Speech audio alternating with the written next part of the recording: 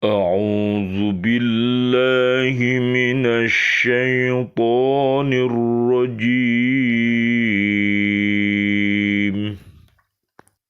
بسم الله الرحمن الرحيم والذين جاءوا من بعدهم يقولون ربنا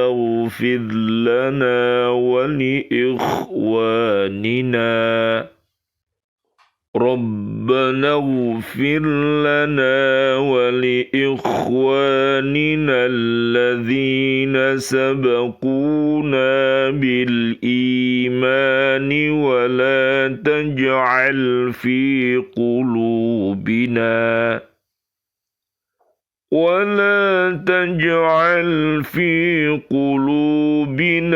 غلا للذين آمنوا ربنا إنك رؤوف رحيم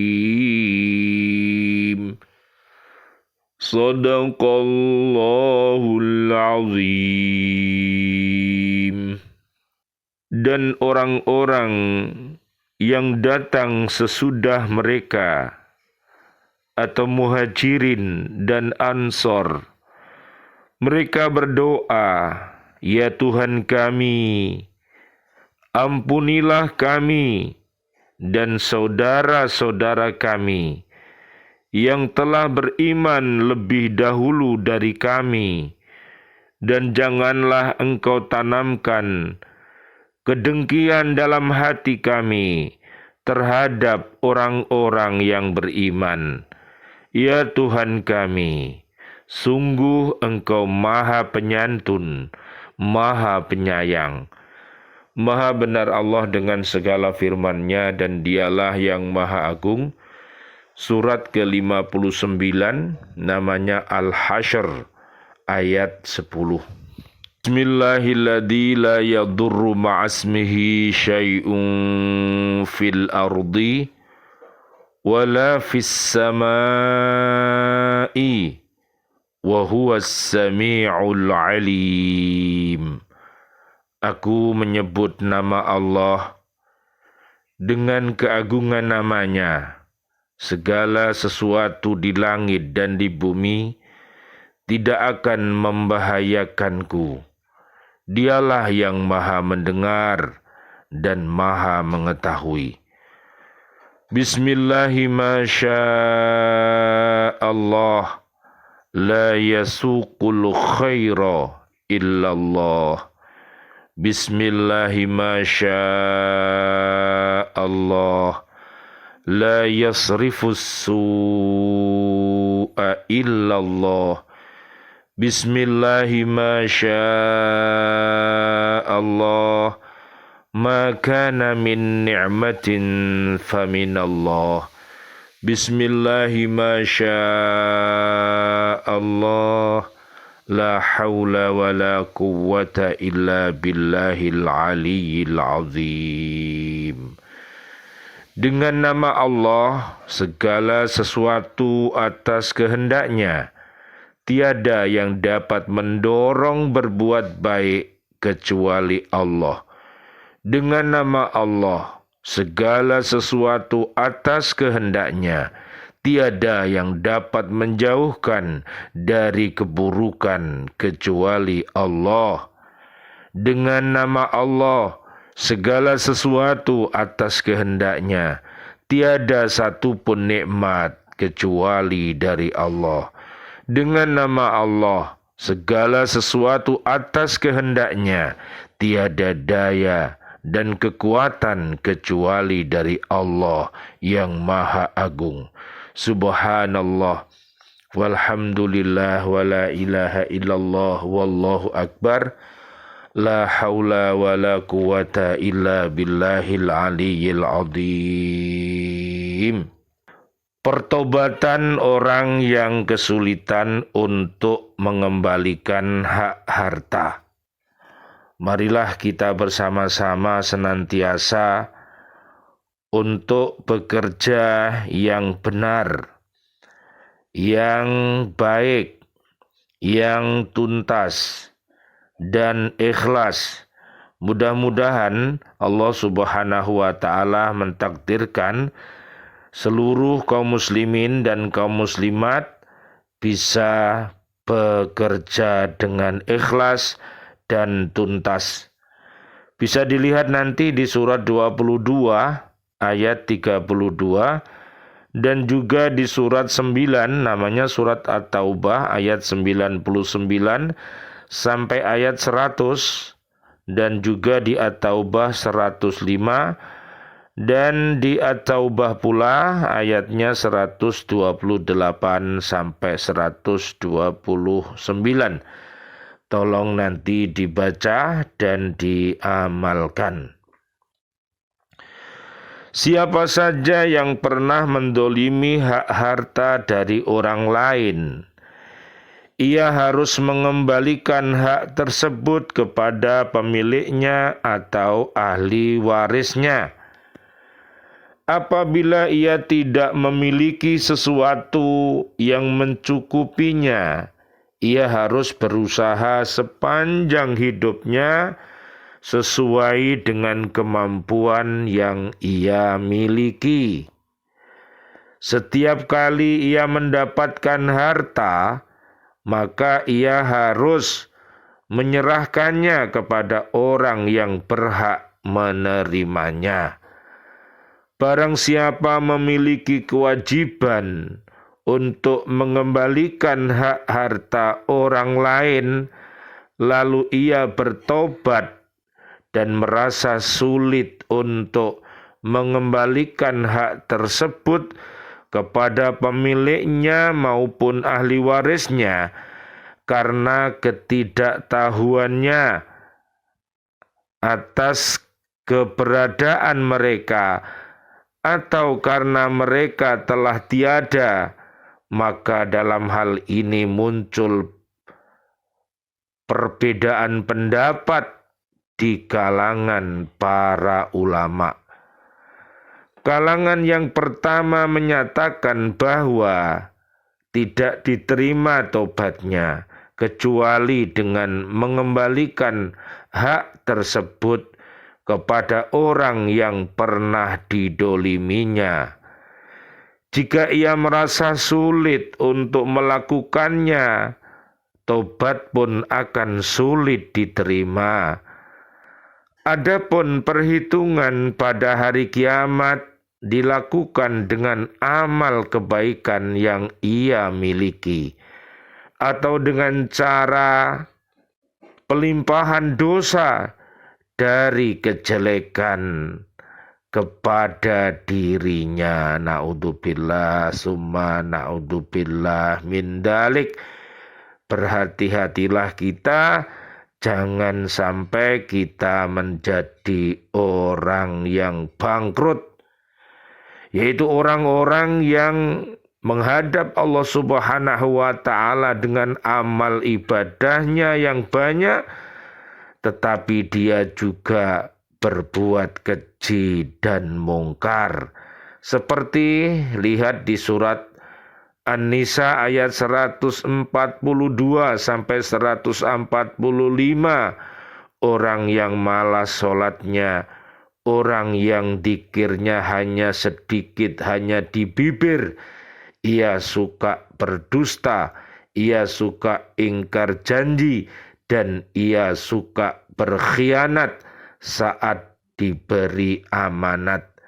Oleh karena itu Allah memberikan solusi untuk taubatan nasuha di surat An-Nisa ayat 146 sampai ayat 147. Tolong dibaca, difahami dan diamalkan.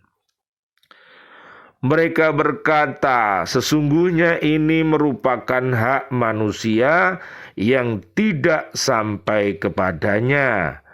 Allah Subhanahu wa Ta'ala tidak akan meninggalkan hak dari hambanya sedikit pun, melainkan dia akan menyempurnakannya.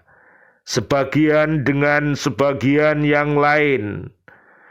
Allah Subhanahu wa ta'ala tidak lupa dengan kedoliman yang dilakukan seseorang.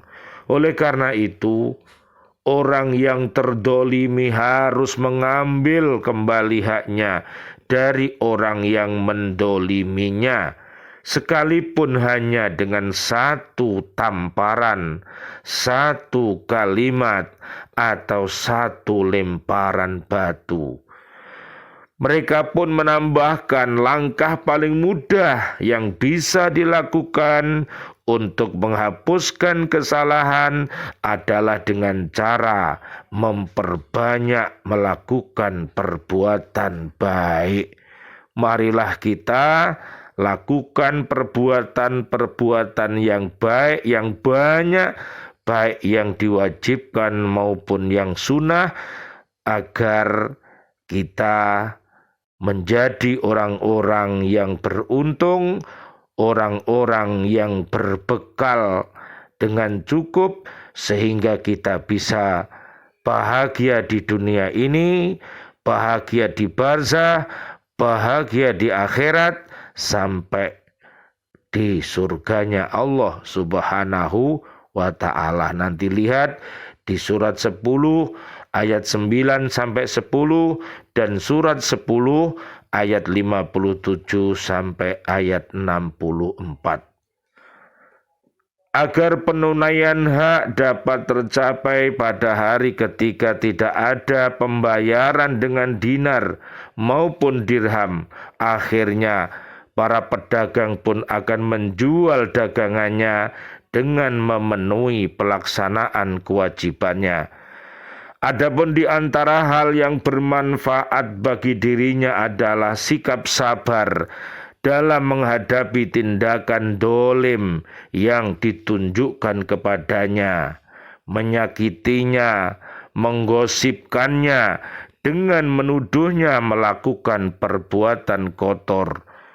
Lalu para ulama juga berselisih pendapat tentang status dari harta yang ada pada dirinya. Ada yang berpendapat bahwa hartanya itu dibekukan dan tidak boleh dibelanjakan sama sekali. Ada juga yang menyatakan bahwa harta itu harus diserahkan kepada penguasa atau pemimpinnya karena ia menjadi wakil dari pengurusannya. Ia harus menjaganya untuk mereka.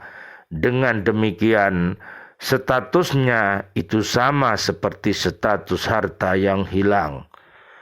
Ada juga yang berpendapat lain yang mengatakan bahwa pintu tobat akan selalu terbuka untuk dirinya.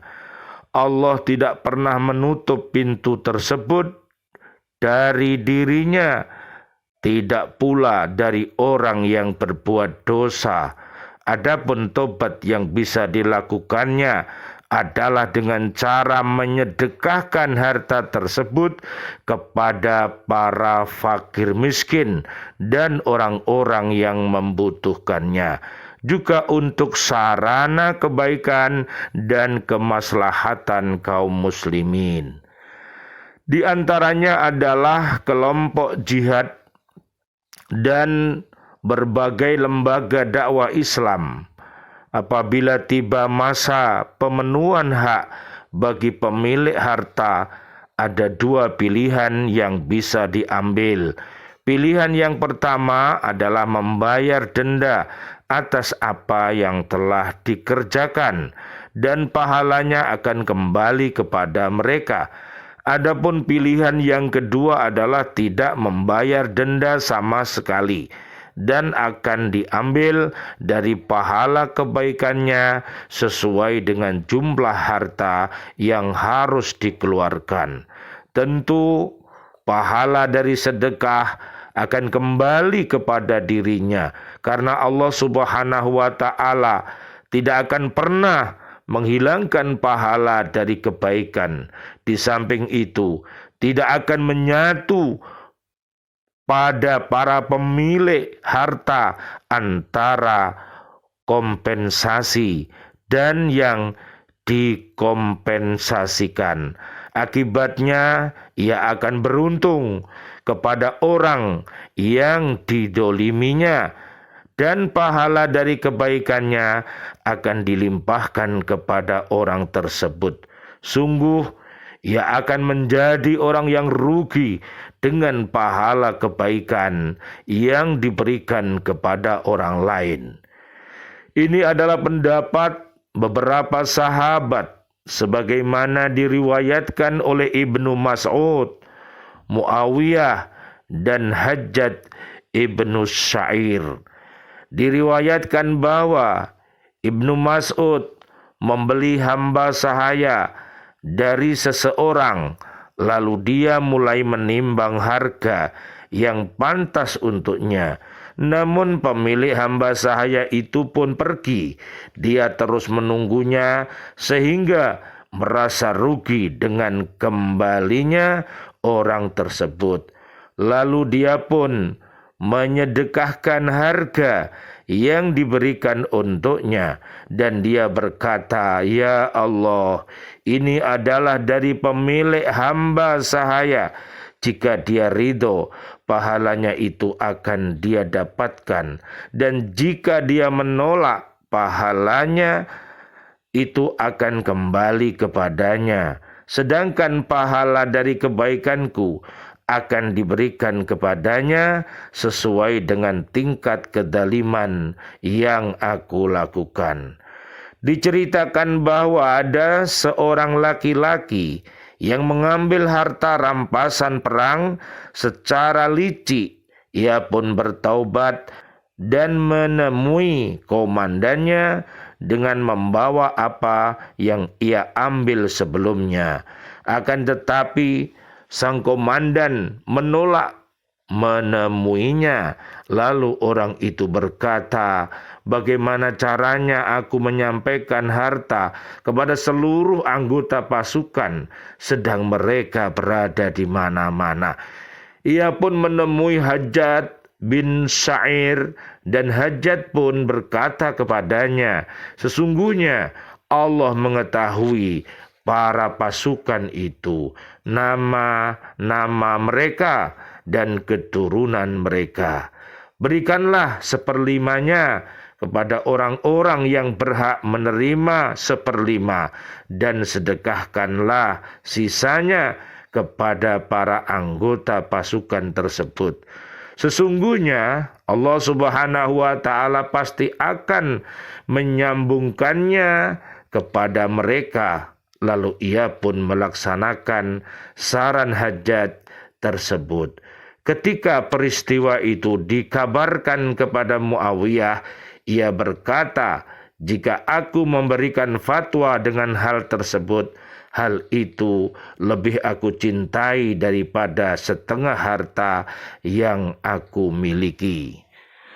Mereka berkata demikian juga dengan barang temuan.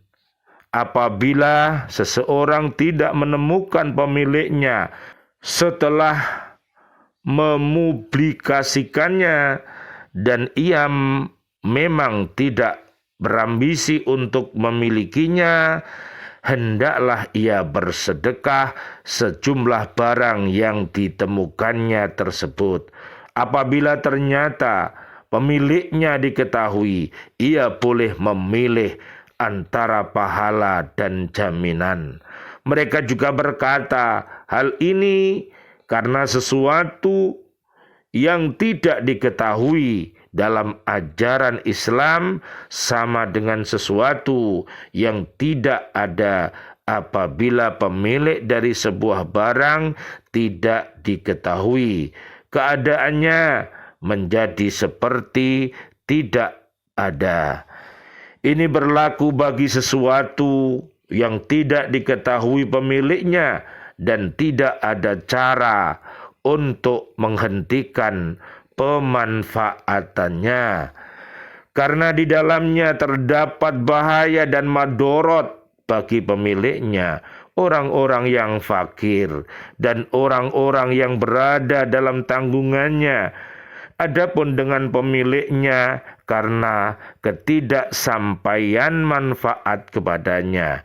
Demikian juga dengan orang-orang yang fakir dan dengan orang yang berada dalam tanggungannya, maka hal itu karena ketidakmungkinannya untuk terbebas dari dosanya. Akibatnya pada hari kiamat ia akan beruntung tanpa pernah memanfaatkannya. Dengan demikian hal yang seperti ini tidak dibolehkan oleh syariat apabila sampai diperintahkan dan diwajibkannya, sebab pangkal dari syariat adalah menciptakan kemaslahatan sesuai dengan kemampuan dan menyempurnakannya serta menghilangkan madorot sesuai dengan kemampuan dan meminimalisasinya. Adapun menelantarkan dan mengabaikan harta ini dari pemanfaatan merupakan suatu kemadorotan dan tidak ada kemaslahatan apapun di dalamnya. Sesungguhnya sebagaimana dinyatakan oleh Ibnul Qayyim, pemilik harta yang telah terhalangi antara dirinya dan orang yang didoliminya, ia akan sangat ridho jika bisa mendapatkan manfaat ukhrawi. Sungguh ia tidak akan senang jika harta yang dimilikinya terputus dari pemanfaatannya, baik dunia maupun akhirat. Apabila pahala dari harta yang dimilikinya sampai kepadanya pada hari kiamat, hal itu lebih menyenangkannya daripada jika ia sampai kepadanya di dunia. Lalu bagaimana mungkin bisa dikatakan bahwa kemaslahatan untuk mengabaikan harta ini dari pemanfaatan untuk orang yang meninggal tersebut? Orang yang miskin dan orang-orang yang berada dalam tanggungannya lebih kuat daripada kemaslahatan untuk menginfakkannya secara syar'i. Apakah kemaslahatan itu bersifat duniawi atau ukhrawi? Bukankah hal itu hanya kemadorotan? Syekh Abu Al-Abbas Ibnu Taimiyah pernah ditanya oleh seorang kakek tua. Ia berkata, "Aku telah kabur dari tuanku sewaktu aku masih kecil. Hingga sekarang aku tidak pernah mengirimkan kabar kepadanya. Aku adalah seorang hamba sahaya. Sungguh aku merasa takut dari Allah Subhanahu wa ta'ala. Aku ingin menebus kesalahanku atas hak tuanku dari perbudakanku. Aku pernah bertanya kepada beberapa mufti, maka mereka berkata kepadaku, pergilah dan duduklah di kursi tunggu.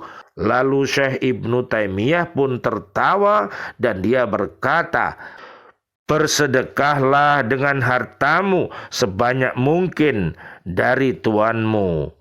Tidak perlu engkau menunggu dengan hanya duduk tanpa mendapatkan kemaslahatan apapun.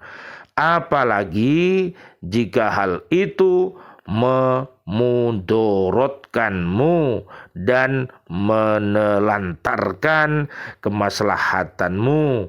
Tidak ada maslahat apapun dalam hal ini untuk tuanmu, tidak pula engkau dan kaum muslimin. Subhanallah walhamdulillah wala ilaha illallah wallahu akbar la haula wala quwata illa billahil aliyil adim. Marilah kita berdoa kepada Allah Subhanahu wa ta'ala, mudah-mudahan iman dan takwa kita kokoh sehingga seluruh harta benda kita akan barokah. keluarga besar kita akan barokah, dan hidup di dunia kita akan barokah, yaitu tambahnya kebaikan demi kebaikan. Surat Al-A'raf ayat 96. A'udzu billahi minasyaitonir rajim. Bismillahirrahmanirrahim. Allahumma salli wa sallim ala Sayyidina Muhammad wa ala alihi wa ashabihi ajmain walhamdulillahi rabbil alamin. Ya Allah yang Maha Rahman, Ya Allah yang Maha Rahim, doa-doa kami untuk seluruh saudara dan saudari kami, kaum muslimin, kaum muslimat yang masih hidup, berikanlah kepada kami panjang umur, bil barokah wa bit ta'atillah, sihah wal afiyah. Wafatkan kelak kami dalam keadaan husnul khotimah. Amin ya rabbal alamin. Dan doa-doa kami untuk seluruh kaum mukminin mukminat yang sudah wafat, ayah kami, juga seluruh guru-guru kami, para sahabat-sahabat kami, para siswa-siswi kami, dan juga bapak ibu wali murid di Lembaga Pendidikan Al-Falah Surabaya yang sudah wafat dalam keadaan beriman, sahabat-sahabat kami di Islamic Center, dan juga seluruh presiden kami, para menteri kami, dan seluruh para pahlawan kami, dan seluruh warga bumi ini yang wafat dalam keadaan beriman. Doa-doa kami, Allahumma anzilir rahmah wal maghfirah wan ni'mah wal jannah. Subhanakallahumma wa bihamdika asyhadu an la ilaha illa anta astaghfiruka wa atubu ilaik. Rabbana atina fid dunya hasanah wa fil akhirati hasanah wa qina adzaban nar.